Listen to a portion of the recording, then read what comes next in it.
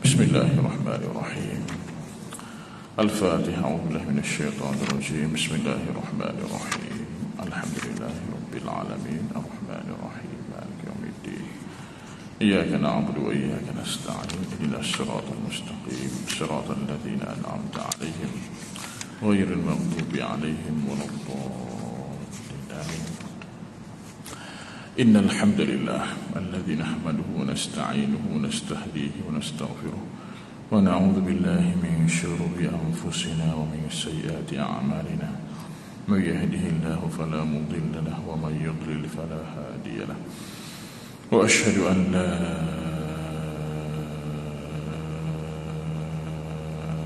إله إلا الله وأشهد أن محمدا عبده ورسوله اللهم رب اشرح لي صدري ويسر لي أمري واحلل عقدة من لساني يفقهوا قولي فإن أشرف الحديث كتاب الله وخير الهدي هدي محمد صلى الله عليه وسلم وشر الأمور محدثاتها وكل محدثة بدعة اللهم علمنا ما جهلنا وذكرنا ما نسينا اللهم إنا نستودعك ما علمتني فارد إلي إن حاجت إليه اللهم اجعلنا من الذين يستمعون القول فيتبعون أحسنه منها خلقناكم وفيها نعيدكم ومنها نخرجكم تارة أخرى منها خلقناكم وفيها نعيدكم ومنها نخرجكم تارة أخرى منها خلقناكم وفيها نعيدكم ومنها نخرجكم تارة أخرى. Assalamualaikum warahmatullahi wabarakatuh. Yang dimuliakan Al-Fadil, Tuan Imam, Tuan-Tuan Bilal, Tuan-Tuan Siap, semua sahabat-sahabat pengurusan masjid dan sahabat-sahabat muslimin dan muslimat, para jemaah yang dikasihi oleh Allah Ta'ala sekalian. Alhamdulillah, pada pagi yang bahagia ini insyaAllah kita akan sambung bacaan tafsir kita surah Al-Waqi'ah. Kita baca balik ayat 41 hingga ayat 56. 41 hingga 56. Itu ada kita sempat tafsir beberapa ayat. Jadi kita baca balik ayat 41 hingga 56. Moga-moga Allah Ta'ala berikan kebarakatan kepada kita semua insyaAllah. A'udzubillahi minasyaitonirrajim. Bismillahirrahmanirrahim. Wa ashabus shimali ma ashabus shimal fi samumin wa hamim wa dhillim min yahmum la baridin wa la karim إنهم كانوا قبل ذلك مترفين وكانوا يصرون على الحنث العظيم وكانوا يقولون أئذا متنا وكنا ترابا وعظاما أئنا لمبعوثون أو آباؤنا الأولون قل إن الأولين والآخرين لمجموعون إلى ميقات يوم معلوم ثم إنكم أيها الضالون المكذبون لآكلون من شجر من زقوم فمالئون منها البطون فشاربون عليه من الحميم فشاربون شرب الهيم هذا نزلهم يوم الدين صدق الله العظيم. Ayat 41 hingga ayat 56 Suratul Waqiah. Allah Subhanahu wa taala menceritakan tentang azab, jenis azab yang disediakan untuk golongan kiri, mereka yang akan ambil buku amalan mereka dengan tangan kiri. Bila dipanggil nama mereka untuk diberikan kitab amalan mereka, maka mereka akan berjalan ikut arah belakang. Golongan kanan berjalan ke depan untuk ambil buku amalan mereka melalui sebelah depan. Tetapi mereka ni berjalan gustang ke belakang. Gustang ke belakang. Maknanya mereka juga tidak redha dengan keadaan mereka. Mereka tidak suka, mereka benci. Mereka berjalan ikut arah belakang. Dan bila sampai di depan, mereka hulukan dengan tangan kiri. Mereka itulah golongan kiri, golongan yang akan dimasukkan ke dalam neraka, dihumbangkan ke dalam neraka. Juga mereka akan dimasukkan ke dalam neraka dari sebelah kiri mereka. Sebab itulah tuan-tuan, kita jangan biasakan dengan tangan kiri, apa-apa kiri. Turun masjid je, langkah kaki kiri. Tapi bila pakai slipper tu, start masuk kaki kanan dulu. Masuk masjid kaki kanan, keluar masjid turun dengan kaki kiri. Tapi bila kita sarungkan slipper kita tu, sarungkan slipper kita dengan kaki kanan. Jadi apa-apa pun dengan kanan. Makan pun sama. Jangan sekali-kali kita makan dengan tangan kiri. Mereka-mereka yang tak ada tangan kanan, macam mana? Ataupun minum pun sama. Jangan minum melalui tangan kiri. Syaitan. Kalau kita minum dengan tangan kiri, itu syaitan. Makanlah, minumlah apa saja, nak ambil dengan tangan kanan. Walaupun kita ni kedan, biasakanlah. Lama boleh lah. Jadi golongan kiri ini mereka yang akan ambil buku amalan mereka dengan tangan kiri, dan akan diheret ke neraka juga melalui sebelah kiri. Allah Subhanahu wa taala menceritakan kepada kita tentang jenis azab yang disediakan untuk mereka. Bermula dengan azab yang ringan. Bermula dengan azab yang ringan yang Allah Ta'ala sebut pada ayat 42 Suratul Waqiah. Kemudian ianya naik ke peringkat yang tinggi, makin tinggi, makin tinggi. Azab yang mereka akan tempuhi. Tuan-tuan, pada ayat 42 Allah Ta'ala sebut fi samumin wa hamim. Mereka akan dibakar. Mereka akan dibakar dengan angin yang panas. Angin ni datang dari kepanasan api neraka Jahannam. Kenapa disebut neraka Jahannam? Kerana neraka ini ya Allah Ta'ala sediakan untuk umat Muhammad, untuk umat Nabi Muhammad SAW, ialah neraka Jahannam. Neraka itu 7 pintu. 7 pintu. Setiap pintu tu dari atas ke bawah 70 ganda lebih panas. 70 ganda lebih panas. Dan perjalanannya dalam 70,000 tahun. 70,000 tahun akhirat. Neraka yang paling bawah, neraka yang paling panas. Neraka yang pertama daripada atas ialah neraka Jahannam. Kita bilang begitu. Tetapi ketika mana Jibril AS datang berjumpa Nabi SAW, dalam rupa raut wajahnya yang tidak seperti mana biasa, dalam keadaan rimas ketakutan, bimbang, cemas, datang pula pada waktu yang tidak sepatutnya dia datang, yang tidak biasanya dia datang. Maka Nabi tanya dia, kenapa dengan wajah kamu ini wahai Jibril? Maka Jibril kata, Jibril bila datang jumpa Nabi biasanya berupa seorang lelaki yang tampan. Lalu Jibril kata, ya Muhammad, sekarang ini Allah Ta'ala sedang nyalakan api neraka. Sebenarnya dia takut sangat-sangat tengok api neraka. Maka dia kata, sesungguhnya api neraka itu dinyalakan selama 1000 tahun, warna merah. 1000 tahun warna merah, dinyalakan 1000 tahun warna merah. Kemudian sambung lagi 1000 tahun warna putih, api warna putih, tak pernah tengok gitu. Kemudian 1000 tahun lagi warna hitam, hitam pekat, kalailil muzlim, seperti malam, tengah malam yang tak ada apa, tak ada cahaya bulan, tak ada apa-apa, gelap gelita. 1000 tahun warna merah, 1000 tahun warna putih, 1000 tahun warna hitam. Dan aku takut.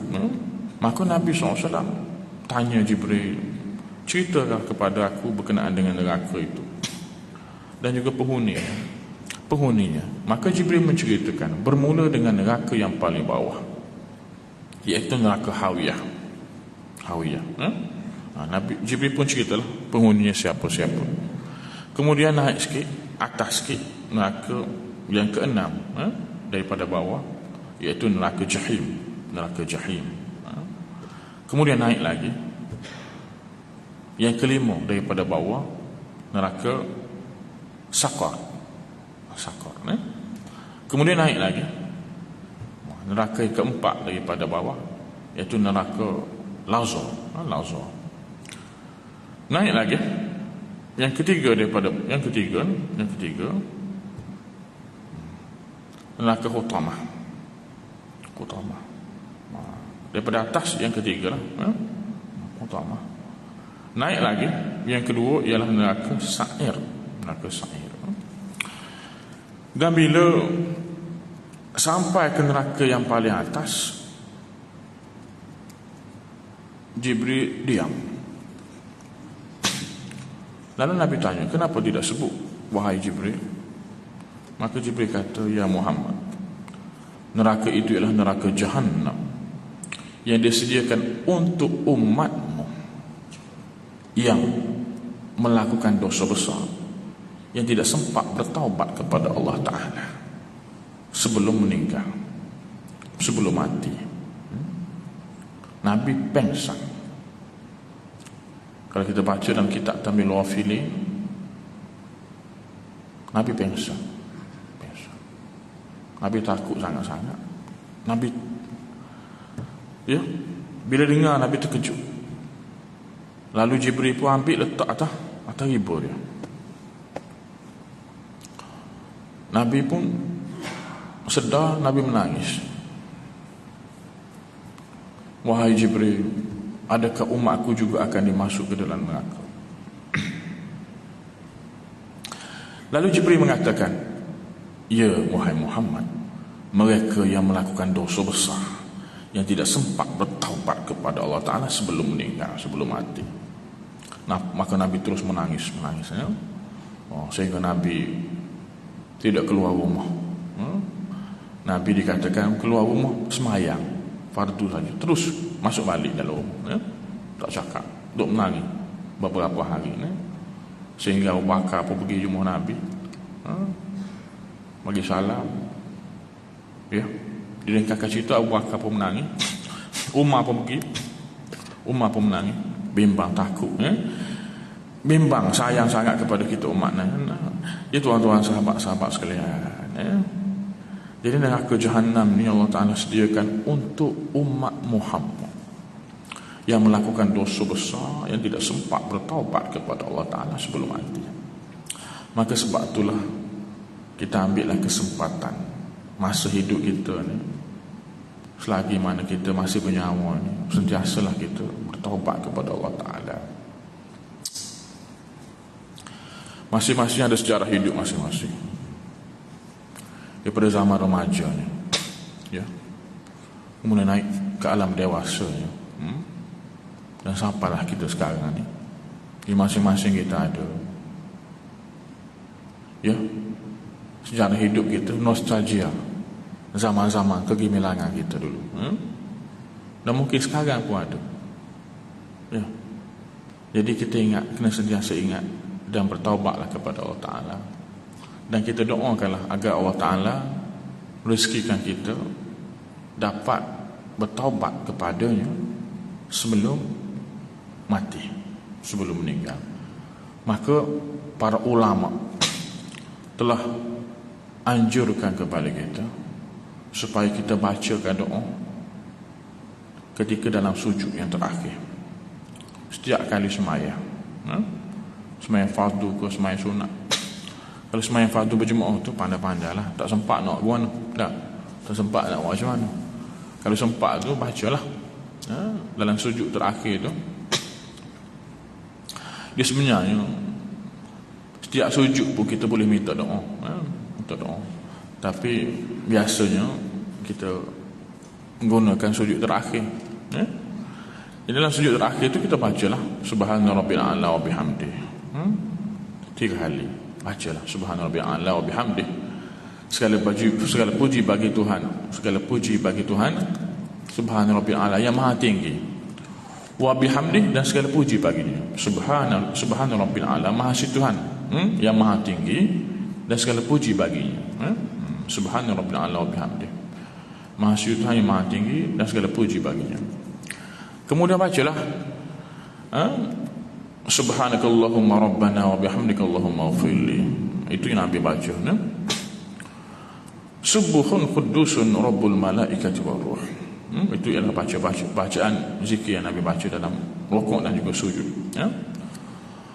Baik, last kali sebelum kita duduk tahiyat akhir, duduk tawarruk, dalam sujud yang terakhir itu kita bacakan doa. Jangan lupa baca doa. Allahumma inni as'aluka bihusnil khatimah. Ya Allah, ya Tuhanku, aku minta kepadamu dengan kesudahan yang baik. Warzuqni taubatan nasuha qabla al-maut. Dan rezekikan aku taubat nasuha. Rezekikan aku dengan bertaubat nasuha, ya Allah, sebelum mati. Allahumma ya muqallibal qulub, wahai Tuhan yang membalik-balikkan hati, tsabbit qalbi, engkau tetapkanlah hati aku ini ala dini, di atas agama kamu, wa ala ta'atik, dan di atas ketaatan kepada kamu. Kalau tak boleh baca dengan bahasa Arab, kita baca dengan bahasa Melayu, tapi dalam hati lah. Kita dalam sembahyang ni, sujud ke, masa baca doa kunut ke, kita nak baca doa boleh belaka dengan bahasa Arab, boleh belaka asalkan bahasa Arab. Tapi kalau kita nak baca doa dengan bahasa selain Arab, kita kena baca dalam hati lah. Jadi jangan lupa baca. Inilah di antara doa yang dibaca oleh Imamul Haramain. Kita pergi ke Mekah, Masjidil Haram, imam sujud lama, baca apa? Juga sama di Masjid Nabawi. Sujud lama baca apa? Nah, ini di antara bacaan-bacaan yang mereka baca. Itu dia. Jadi jangan lupa baca Allahumma inni as'aluka bihusnil khatimah. Ya Allah ya Tuhanku, aku minta kepadamu ya Allah dengan kesudahan yang baik. Ini sangat penting tuan-tuan. Permintaan ini sangat penting. Doa ini sangat penting. Kita nak mati dalam keadaan yang baik, tempat yang baik, masa yang baik. Warzuqni, engkau rezekikan aku. Warzuqni taubatan nasuha, taubat nasuha ya Allah. Qabla al-maut, sebelum mati aku ya Allah. Sebab mereka yang tidak sempat bertaubat kepada Allah Ta'ala di atas dosa-dosa besar mereka, sebelum mereka mati, untuk umat Muhammad, mereka itulah yang akan dimasukkan ke dalam neraka Jahannam. Ya Allah Ta'ala sediakan khusus untuk umat Nabi Muhammad SAW. Penting sangat baca doa ini. Warzuqni taubatan nasuha qabla al-maut, dan rezekikan aku dengan taubat nasuha ya Allah sebelum aku mati ya Allah. Ya muqallibal qulub, wahai Tuhan yang membalik-balikkan hati, tsabbit qalbi ala din, engkau tetapkan hati aku di atas agama kamu, wa ala ta'atik, dan di atas ketaatan kepada kamu. Kita bimbang juga kalau di akhir hayat kita Allah Ta'ala swing, tukarkan hati kita, balikkan hati kita, jadi orang yang jauh, yang tidak ikut perintahnya, bimbang kita. Maka kita minta Allah Ta'ala tetapkan hati kita di atas ketaatan kepadanya. Tuan-tuan, sahabat-sahabat sekalian, diceritakan lagi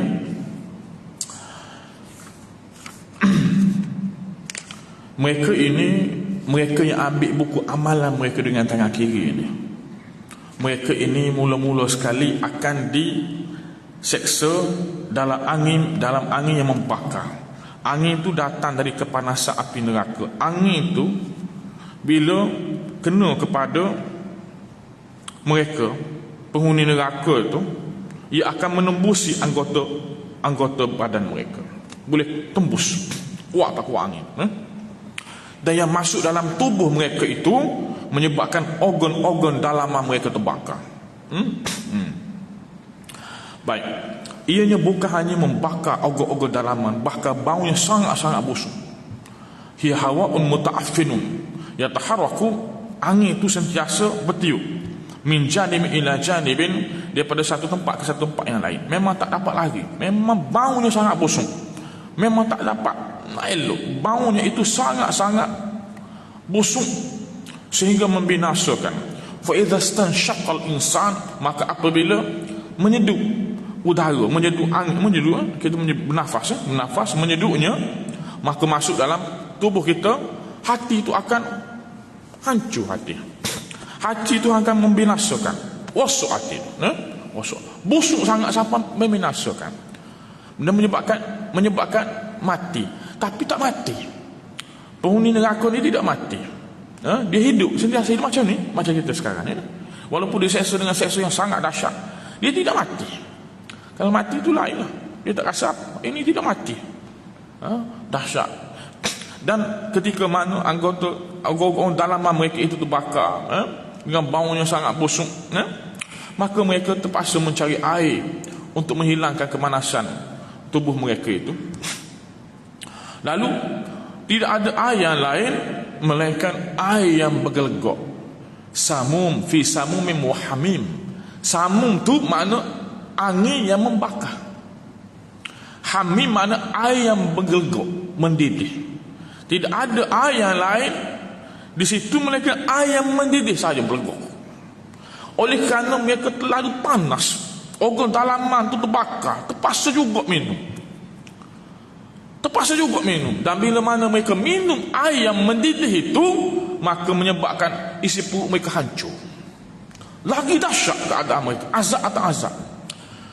Wasuqu ma'an hamima faqata'a ma'ahum, bila mana mereka minum air itu menyebabkan isi perut mereka hancur. Allah Ta'ala sebutkan dalam surah Muhammad ayat nombor 15. Tuan-tuan, sahabat-sahabat sekalian, bila isi perut mereka hancur, organ dalam mereka terbakar, mereka mencari tempat berlindung. Nak berlindung, Tapi tidak ada tempat yang lain melainkan asap hitam saja. Asap hitam itu juga datang dari api neraka. Mereka terpaksa berlindung di bawah asap hitam itu. Asap hitam di neraka itu ada 3 penjuru. Allah Ta'ala sebut, intaliqu ila zillin zi salasi syu'ab, pergilah kamu kepada naungan asap neraka yang bercabang 3. Apa maksud bercabang 3? Sebelah kanan, asap itu menghala ke sebelah kanan, meliputi yang bawah sekali. Yang kedua, menghala ke sebelah kiri, meliputi yang bawah lagi. Yang ketiga, naik ke atas, meliputi semua sekali. Tidak ada tempat melainkan mereka dikepung di segenap penjuru oleh asap hitam itu. Dan bila mana mereka duduk berlindung di bawah asap hitam itu, maka tercekik pernafasan mereka. Maka dahsyat, azab atas azab. Inilah gambaran yang Allah Ta'ala cerita kepada kita bagi mereka yang akan jadi golongan kiri ini, bagi mereka yang termasuk dalam golongan kiri ini. Tuan-tuan, ini azab yang paling ringan. Ini azab yang paling ringan. Baik, kenapa terjadinya begitu? Yang pertamanya Allah Ta'ala sebut pada ayat nombor 45, innahum kanu qabla dhalika mutsrafin, sesungguhnya mereka sebelum ini dilalaikan oleh kemewahan dunia dan mengingati perintah Allah Ta'ala. Itu yang sebab yang pertama. Sebab dilalaikan oleh kemewahan dunia, nak hidup mewah, kejar dunia sehingga lupa perintah Allah Ta'ala. Tak sembahyang, sembahyang pun lewat-lewat. Ini yang berat.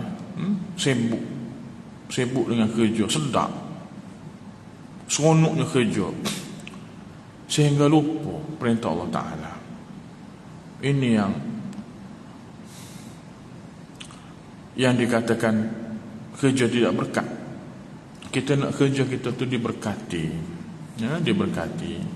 Kerja yang diberkati, mana kita walaupun sibuk mana pun, tetapi kita makin dekat dengan Allah Ta'ala. Itu makna kerja yang diberkati.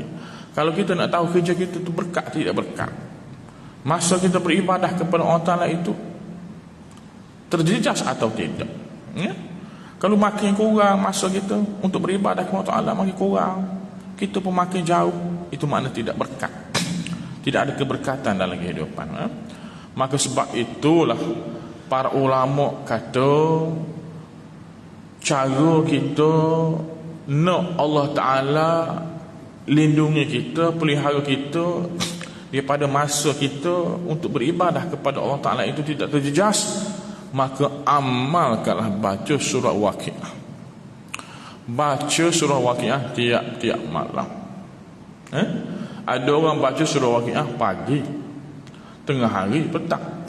Bacalah, tak kisah nak baca masa mana, tapi jangan lupa baca sebelah malam. Kelebihannya sebelah malam.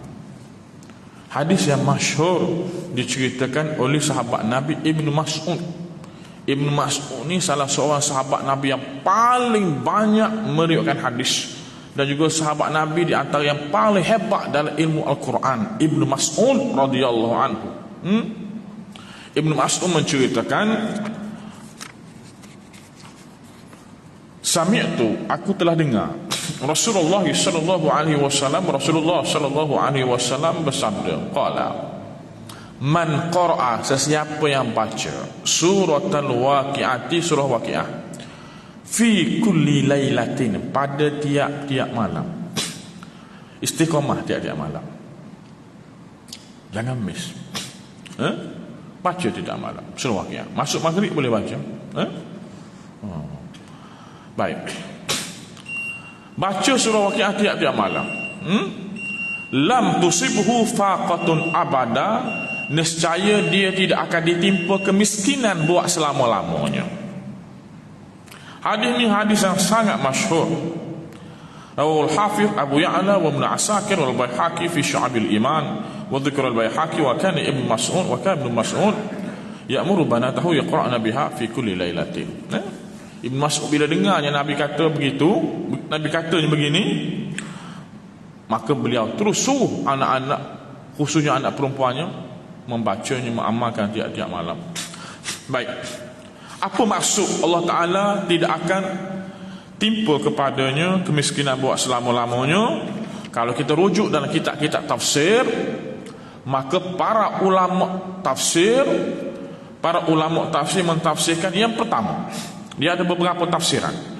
Tidak akan ditimpa untuknya kemiskinan, tidak akan ditimpa kepadanya kemiskinan buat selama-lamanya. Apa maksud tidak ditimpa kemiskinan kepadanya buat selama-lamanya?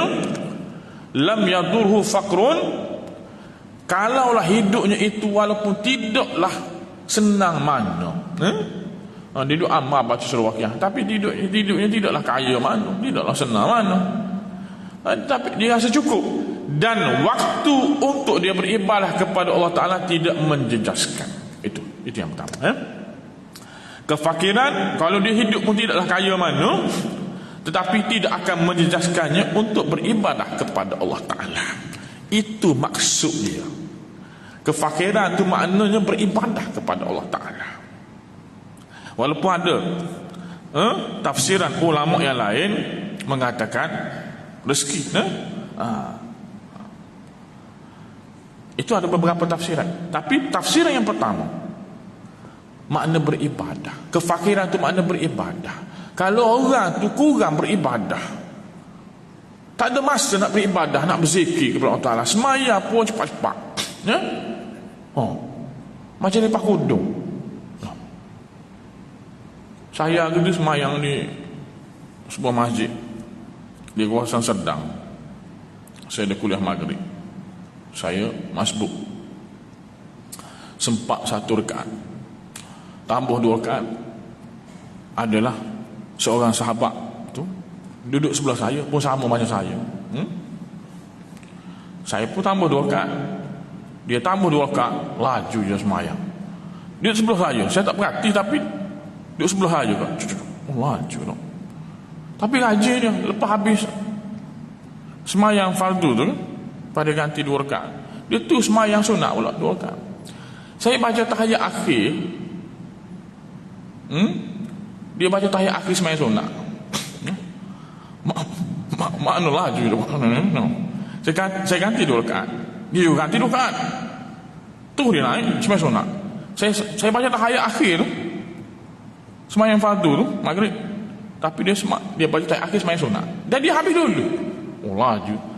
Tak tahu makna ini. Saya tengok rokok spring, sujud pun sama.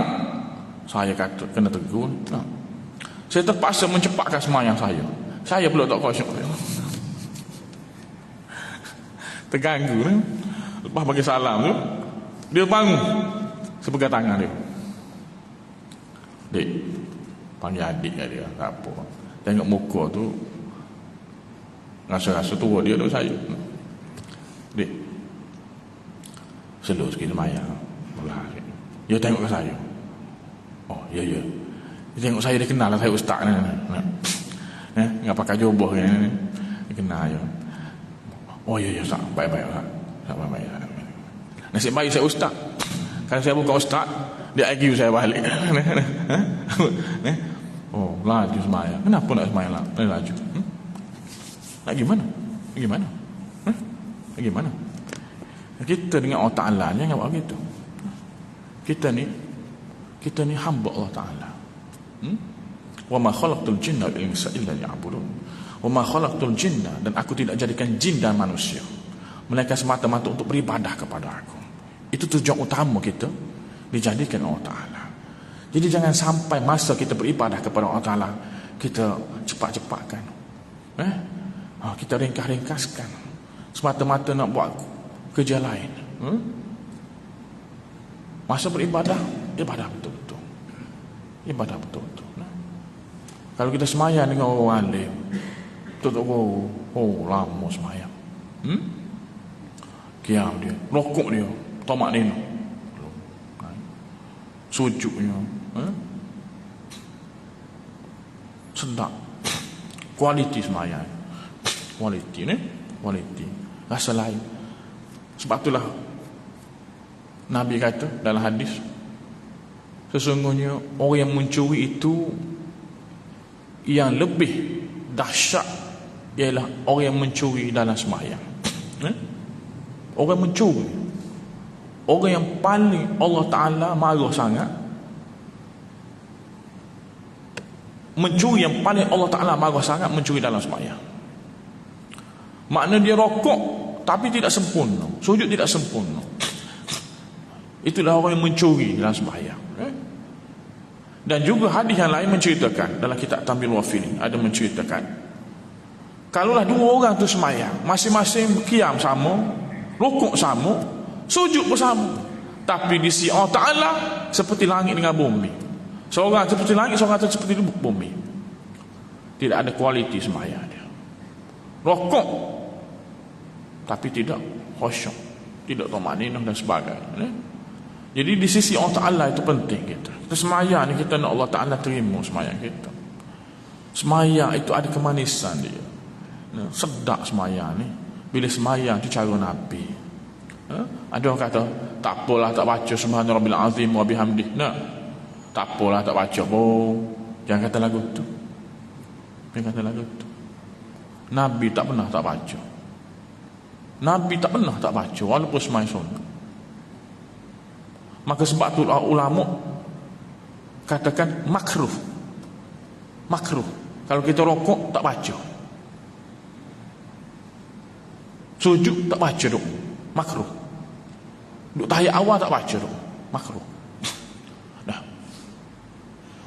Jadi ambil kesempatan setiap dalam sembahyang tu doa berlaku. Doa berlaku tuan-tuan. Sembahyanglah cara Nabi, sembahyang berkualiti. Kita kena belajar lagi. Banyak lagi kena belajar dalam sembahyang ni. Yang penting sembahyang dengan hati kita. Bukan setakat luaran saja, pakai hati kita. Kena khusyuk. Jadi nak khusyuk dalam sembahyang tu macam mana? Maka caranya ialah kita kena hadirkan hati. Kita baca tu sekali dengan hati kita dan faham makna. Kalau boleh faham makna, paling kurang pun hati-hati. Baca di mulut, baca di hati sekali. Bismillahirrahmanirrahim. Di mulut, baca di hati sekali. Kalau faham makna, lagi-lagi baik, lagi berkualiti. Kena faham makna. Faham makna. Tuan-tuan, sahabat-sahabat sekalian, itu berkenaan dengan orang yang lalai dengan kemewahan dunia. Jadi janganlah sekali-kali kita terlalai dengan kemewahan dunia. Nak kerjalah. Walaupun sibuk macam mana pun, masa beribadah kepada Allah Ta'ala kita jangan kurangkan. Bahkan kita kena lebihkan. Kalau hidup kita ni masa kita beribadah Allah Ta'ala tu makin hari makin naik, makin meningkat. Itu tanda keberkatan hidup kita. Keberkatan hidup kita. Itu dia. Kalau makin berkurang, makin malah, itu makna hidup kita tidak diberkati Allah Ta'ala, tidak mendapat keredaan daripadanya. Inilah sebab yang utama. Nabi tidak bimbang umatnya ya Allah Ta'ala berikan musibah. Aku tidak bimbang itu, sebab mereka akan ingat kepada Allah Ta'ala kembali. Tapi yang aku bimbang ialah mereka yang hidup dalam kemewahan. Itulah jenis ujian yang paling tinggi. Ujian kemewahan. Itulah yang Nabi bimbang sangat-sangat kepada umatnya. Sedap kerja ni, memang sedap. Sedap kerja. Tambah-tambah orang puji tak? KPI pun meningkat. KPI naik. Bila KPI naik, cepat ya pangkat. Macam saya. Sesiapa yang rajin menulis, rajin publish paper, buat kajian, research, mereka itulah yang cepat naik pangkat, mendapat pujian.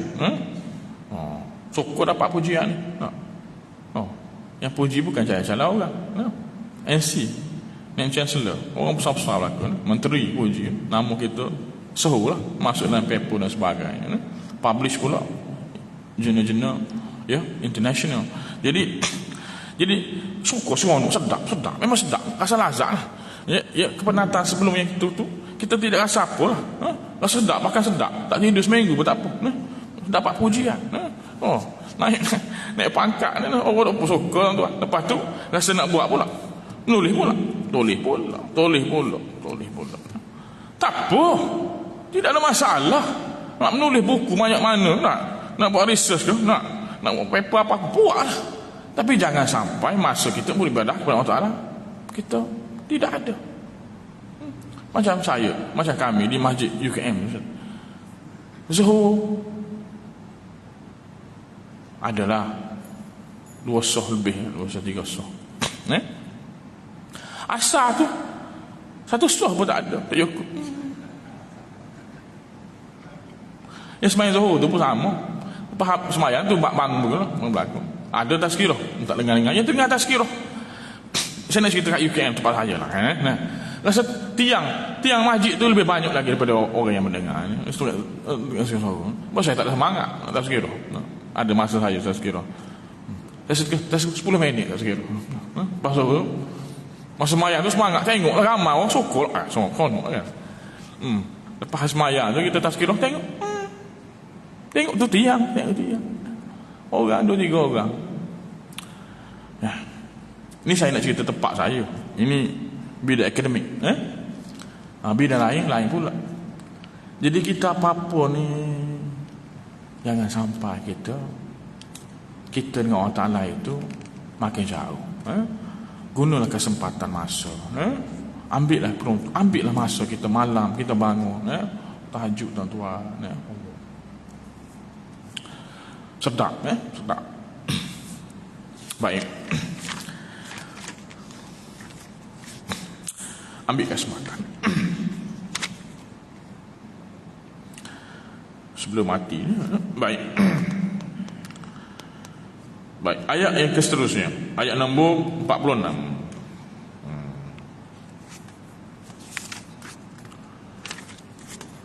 Wa kanu yusiruna 'ala al-hinthil 'azim. Sebelum tu Nabi SAW bersabda, "Fawallahi lal faqra akhsha 'alaikum walakin akhsha 'alaikum an tubsata 'alaikum ad-dunya kama busitat 'ala man kana qablakum fatanafasuha kama tanafasuha wa tuhlikakum kama ahlakathum." Demi Allah, bukanlah kemiskinan yang paling aku takut menimpa kamu, tetapi yang paling aku takut menimpa kamu ialah dibentangkan kemewahan dunia seluas-luasnya ke atas kamu, sebagaimana telah dibentangkan kemewahannya ke atas orang-orang terdahulu sebelum kamu. Mereka belum berlumba untuk mendapatkannya, sebagaimana kamu belum berlumba untuk mendapatkannya. Lantas kemewahan dunia itulah yang akan membinasakan kamu, sebagaimana ia telah membinasakan mereka. Muttafaqun alaih. Hadis ini hadis riwayat Imam Al-Bukhari dan Imam Muslim. Ini yang paling kita takut bimbang. Allahu Akbar. Jadi jangan bacalah surah Waqiah. Amalkanlah surah Waqiah tiap-tiap malam. Kita akan lihat keadaan diri kita. Allah Ta'ala insya-Allah bagi mereka yang amalkan surah Waqiah, tahulah, tengok keadaan diri mereka makin hari makin baik, makin hari makin masuk untuk beribadah kepada Allah, makin lama, makin dekat dengan Allah Ta'ala. Wa kanu yusiruna 'ala al-hinthil 'azim. Masa ada 1 minit 2 minit lagi. Wa kanu yusiruna 'ala al-hinthil 'azim. Sebab yang kedua, kerana mereka ini terus-menerus melakukan dosa-dosa besar. Terus-menerus melakukan dosa besar. Tuan-tuan, sahabat-sahabat sekalian, dosa besar ni tuan-tuan. Kita pakat-pakat jaga belaka lah. Pakat-pakat jaga belaka. Ada orang kata, aku ni tengok orang berzina ni, jijik lah. Aku takkan bawa berzina ni. Hina. Tapi rupanya tiap hari dia berzina. Lebih teruk daripada berzina. Apa dia? Mengumpat. Mengumpat tu dosa lebih besar daripada berzina. Nabi kata kalau dia tu berzina, dia berdosa dengan Allah Ta'ala. Ingat, berzina ni sama-sama nak. Lelaki nak, perempuan nak. Sesama nak. Kalau rogo tak lain. Jadi mereka ini berdosa dengan Allah Ta'ala. Dosa dengan Allah Ta'ala. Tapi kalau mengumpat ni, dosa dengan orang dan dosa dengan Allah Ta'ala. Maka sebab tu lebih besar lagi dosa mengumpat daripada dosa berzina. Dan yang lebih dahsyat lagi, yang lebih kita takut lagi, dosa fitnah. Tajuk khutbah kita tak? Kemari hari Jumaat mari lepas kan. Berkenaan dengan ribah tu mengumpat. Yang kita paling bimbangnya ialah fitnah. Kalau mengumpat ni kita cerita hal orang yang dia betul-betul buat. Itu makna mengumpat. Fitnah ni kita cerita hal orang yang dia tak buat. Tak kira lah melalui penulisan tu. Atau kita cerita kat mulut ke, ataupun kita guna bahasa isyarat ke. Itu dosanya lebih besar lagi daripada dosa mengumpat. Mengumpat pun lebih besar daripada berzina. Apatah lagi kita fitnah, kata ke orang yang orang tak buat. Itu dia. Maka sebab itulah kalau dapat berita apa-apa, jangan cepat kita forward. Kalau tengok berkenaan dengan maruah orang ni, jangan cepat-cepat kita sebarkan. Istighfar kepada Allah Ta'ala. Astagfirullahaladzim. Ingat dosa. Ingat dosa. Dosa besar, sangat-sangat besar. Dan dosa fitnah ni, kalau kita nak hilangkan, nak hapuskan dosa itu, kita kena pergi cerita balik kepada orang kita fitnah tu. Kita kena cerita siapa Z, apa yang kita fitnah kat dia, apa yang kita cerita kepada dia. Tidak ada ulama yang mengatakan hanya kita sekadar minta maaf begitu ya, tak padan. Kalau dia maafkan, walaupun kata tak apa aku maaf, tak terpadam dosa itu, tak dikira selagi dia tak cerita apa yang dia kata. Ini fitnah. Tapi kalau mengumpat lain, mengumpat ni yang kita cerita hal orang tu yang dia buat, yang dia tak suka lah, tak kira lah apa-apa saya tak suka. Biasanya tak suka ni benda-benda tak baik lah. Benda baik biasanya orang suka. Jadi kalau kita mengumpat orang, makna dia yang betul-betul dia buat. Caranya kita pergi jumpa dia, paling kurang pun kita kata, aku minta maaf lah, hari itu aku ada mengumpat tentang kamu. Oh, dia kata tak apalah, aku maafkan. Dia tak tanya, tak apa aku maaf, sebenarnya aku pun mengumpat juga kamu. Aku minta maaf juga. Oh tak apa, aku maafkan. Ngumpat tak apa, minta maaf begitu je, kosong-kosong lah, pernah sebelum mengumpat dah terpadat. Ini jumhur ulama mengatakan begitu, nak padamkan dosa mengumpat. Tapi kalau fitnah tak terpadam dia selagi mana tidak cerita. Itu tuan-tuan, dosa besar ni tuan-tuan. Kita minta Allah Ta'ala jauhkan dosa-dosa besar ni. Dosa-dosa besar ni banyak, banyak. Tapi dosa besar ni yang paling banyaknya ialah dosa dengan manusia lah. Dosa dengan manusia, butang di orang tu bayarlah, bayarlah, cubalah bayar. Jangan pula tak pula tuan dia tak tanya, tuan dia halal kot, halal. Tengok berat kita tuan di akhirat, 10 sen tak bayar 2 hutang orang di dunia ni, tak masuk syurga kita. Berat hutang ni. Sebab itulah ayat yang paling panjang dalam Quran, ayat hutang. 1 pipi tu ayat Quran, 1 pipi di atas sampai bawah, 1 ayat tu saja ayat hutang. Ni memang hutang ni. Tak kira siapa, ustaz sendiri pun hutang tak bayar lah. Saya sendiri kena tipu kat kawan saya, gigit ustaz. Berapa ramai ustaz sendiri hutang tak bayar lah. Jadi kita halal lah. Tapi kalau kita halal, tak semestinya dia terlepas dosa. Tak apalah aku halalkan lah. Tapi bagi dia tidak. Bagi kita Allah Ta'ala bagi ganjaran pahala. Kita kata halal. Kalau kita halal, kita kata halal depan dia, beres lah. Nah, itu hukumnya beres lah.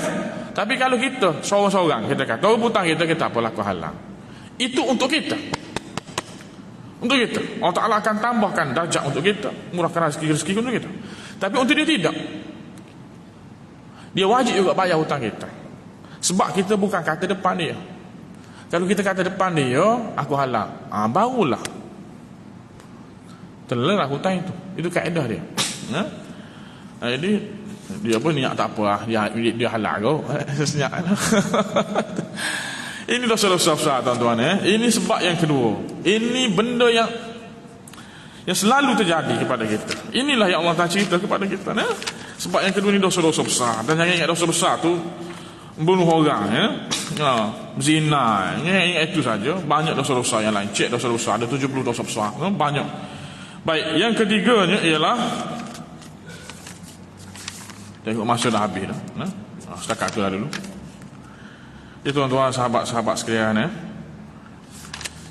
nanti insya-Allah kita akan sambung balik pada ayat yang ke-47. Ayat ke-47 ini menceritakan tentang wa kanu yaquluna idza mitna wa kunna turaba wa idhaman a inna labam'utsun. Mereka kata, ya, betul ke kita ni akan dibangkitkan semula, akan dihitungkan balik amalan kita, dia menafikan. Kubur pula ada terkata tak apa, kubur masing-masing, kubur masing-masing, aku lah. Ada tu yang kata tak apalah, kalau masuk neraka pun sekejap je. Kita Islam ni masuk syurga juga akhirnya. Dia memang begitu lah. Boleh bergurau ni. Lagi pun apa salahnya masuk neraka sekejap. Boleh berjumpa dengan artis-artis kesayangan kita. Yang tak sempat kita nak tengok kita. Dia boleh main begitu kan? Boleh main begitu. Macam azab kubur. Dia pesan kat anak dia, bila aku nak mati nanti, kamu tolong carikan kain kapan yang buruk-buruk. Buruk-buruk. Ayah anak tanya kenapa? Kerana mudah aku nak jawab balik dekat muka nakir tu. Kamu silap tanya. Aku ni dah lama dah mati. Tengok kain kapan aku dah buruk. Dia boleh main gurau kata. Ni jangan gurau dalam bab-bab agama yang bahaya ni. Boleh rosak akidah ni. Boleh rosak akidah. Tuan-tuan, sahabat-sahabat sekalian, moga-moga Allah Taala berikan taufik hidayah kepada kita semua. Saya doakan semoga Allah Taala sentiasa berikan kepada kita kesihatan yang baik, kesihatan yang baik, supaya kita dapat lakukan amal ibadah kepadanya dengan sempurna. Saya juga doakan agar Allah Taala sentiasa berikan kita kekuatan untuk kita dapat amalkan ilmu kita, dan Allah Ta'ala menerima amal kita, amalan ibadah kita. Saya juga doakan agar Allah Ta'ala sentiasa berikan kepada kita kebahagiaan dalam keluarga kita, anak-anak soleh-solehah, isteri penyayang, suami bertanggungjawab, kekal abadi, kekal dunia akhirat, bersama pasangan kita masing-masing di dunia akhirat. Saya juga doakan agar Allah Ta'ala sentiasa murahkan rezeki kita, rezeki yang diberkati, panjangkan umur kita dengan umur yang diberkati, yang penuh dengan kebaikan. Saya juga doakan agar Allah Ta'ala sentiasa berikan rahmat kepada kita, rahmat kasih sayangnya kepada kita, supaya hidup kita ini sentiasa dalam perlindungan Allah Ta'ala. Saya juga doakan agar Allah Ta'ala sentiasa berikan kepada kita kesihatan, kekuatan, dan juga mendapat keberkatan, keredaan daripadanya insya-Allah. Aku qauli hadza wa astaghfirullahal azim li wa lakum. Wassalamualaikum warahmatullahi wabarakatuh. Bismillahirrahmanirrahim. Alhamdulillahirabbil alamin wassalatu wassalamu ala asyrafil anbiya'i wal mursalin wa ala alihi ajma'in. Allahumma aljam'ana hadza jam'an marhuma wa tafarraqna min ba'di tafarraqan ma'suma. Wa sallallahu ala Muhammad wa ala alihi washabihi wasallam. Alhamdulillahirabbil alamin. Subhanakallahumma bihamdika asyhadu an la ilaha illa anta astaghfiruka wa atubu ilaik. Bismillahirrahmanirrahim. Wal 'asr innal insana lafi khusr illa alladhina amanu wa 'amilus solihat wa tawassaw bil haqqi wa tawassaw bis sabr. Tuan-tuan, ada sedikit pengumuman. Ada beberapa orang asnaf yang sangat memerlukan, mereka ini tidak ada rumah untuk mereka nak berteduh, susah sangat nak agakkan rumah PPRT tu lambat, jadi mereka pun duduk kira duduk atas tanah orang, lepas tu rumah pun hancur dah, anak-anak ramai, ada beberapa orang keluarga, suami tu sakit, ada suami sakit stroke, anak-anak ramai, dia duduk berempat begitulah, rumah pun ada tu rumah anak-anak penuh, kita nak pijak pun boleh kayu tu habis dimakan anak, bahan payah keadaan memang dahsyat sangat-sangat. Jadi kita badan amal khairiyah, pada amal khairiyah saya berpakat dengan sahabat-sahabat saya yang lain, kita carikan dana untuk kita nak siapkan rumah yang tidak seberapa untuk mereka. Tanah dah ada orang bagi dah tanah. Ini di Malaysia lah, di Malaysia. Bukan di Kemboja, di Malaysia, di Malaysia. Jadi kita sedang dalam pembinaan sekarang ni. Jadi kita gunakanlah. Saya pun bagi juga tuan-tuan. Saya pun bagi juga. Ke kawan saya kita pakat cari belaka. Jadi sesiapa yang nak kongsikan pahala ini bolehlah. Ini ialah amal jariah. Jadi mereka yang kita tolong buatkan rumah untuk mereka ni orang yang baik-baik, orang yang jaga sembahyang, orang yang memang taat kepada Allah Ta'ala. Kita pilih juga, bukan kata kita ikut sesiapa. Jadi tidak rugilah. Ini amal jariah. Apa yang mereka buat dalam rumah sembahyang, mereka puasa, apa-apa sajalah, zikir, semua akan dapat kepada kita. Jadi siapa-siapa yang nak sumbangkan, nak untuk dermakan, bolehlah bagi terus kepada saya, ataupun masuk akaun ke. Dan siapa-siapa nak bagi duit zakat juga boleh beri kepada saya. Tapi zakat ni kena bagi asing lah, kena bagi tahu duit zakat. Duit zakat ni saya tidak akan masukkan sekali dalam pembinaan tersebut. Sebab zakat ini dia tidak boleh kita khususi. Kita tak boleh nak keluarkan zakat itu kita tentukan nak buat apa, tak boleh. Itu kaedahnya dah kitab fiqh. Tak boleh. Kalau kita bagi duit, kita bagi duit. Atas dia nak buat apa. Tapi kalau kita bagi duit, kita kata ini untuk nak beli beras. Tak boleh. Duit zakat untuk nak beli beras, tak boleh. Tak boleh. Tak boleh. Tak sah. Untuk nak buat rumah, tak boleh. Tak boleh. Tapi kalau bagi orang yang menguruskan zakat, macam lembaga zakat, itu tak apalah. Dia nak buat rumah untuk asnah-asnah, tak apa.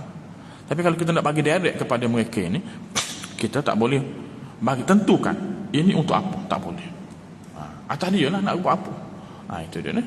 Jadi kalau siapa nak bagi zakat, kena bagi asing, bagi tahu saya ni zakat. Jadi kita pandailah uruskan. Itu saja daripada saya. Saya minta maaf di atas makluman ini. Moga-moga Allah Ta'ala murahkan rezeki kita semua, luaskan lagi rezeki kita, dan Allah Ta'ala memberkati kehidupan kita, insya-Allah. Assalamualaikum warahmatullahi wabarakatuh.